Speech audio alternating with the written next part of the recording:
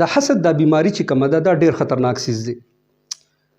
د یو مسلمان د بل مسلمان سره چې دی هغه حسد وي. حسد دې ته ویل کېږي چې یو مسلمان د بل مسلمان سره یو نعمت وویني او د ده په زړه کې دا خواهش پیدا شي چې دا نعمت د ده نه ضایع شي.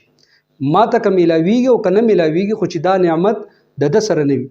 مطلب دا دی چې د بل چا سره په نعمت په لیدلو باندې دی خفه شي، دته خفګان میلاو شي، دته غصه میلاو شي او د ده په زړه کې دا یو خواهش پیدا شي چې دا نعمت د ده نه الله واخلي. ما ته میلاو شو که میلاو نشي خو چې د ده نه والي. دې ته حسد ویل کېږي. دا ډېر خطرناک څیز دی.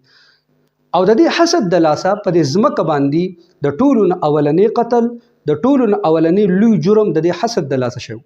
تاسو به اورېدلی وي چې هابیل او قابیل دا د آدم علیه السلام اولادو. وس د هابیل چې کومه ښځه وه هغه ډېره زیاته ښایسته وه او د قابیل چې کومه ښځه وه نو بنسبت د هابیل د ښځې نه هغه دومره ښایسته نه وه. نو د قابیل په هغه خپله ښځه باندې شکر ادا نه کړلو، بلکې د هابیل چې کومه ښځه وه د ده په زړه کې دا یو خواهش پیدا شولو چې دا د دې سره زه واده وکړم او دا نعمت چې دی نو دا ماته میلاو شي.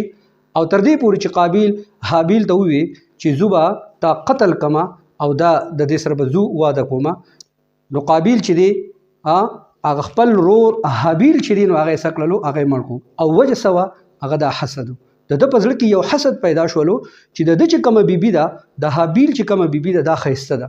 نو د ده په زړه کې ورته حسد پیدا شولو او هابیل یې څه کړلو، هغه یې قتل کړو. نو حسد دا دومره خطرناک څیز دی چې د حسد د لاسه انسان ډېر لوی لوی جرمونو ته رسي، ډېر لوی لوی ګناهونو کې چې دی سړی مبتلا کېږي. نو د حسد نه چې دی هغه ځان بچ کول پکار.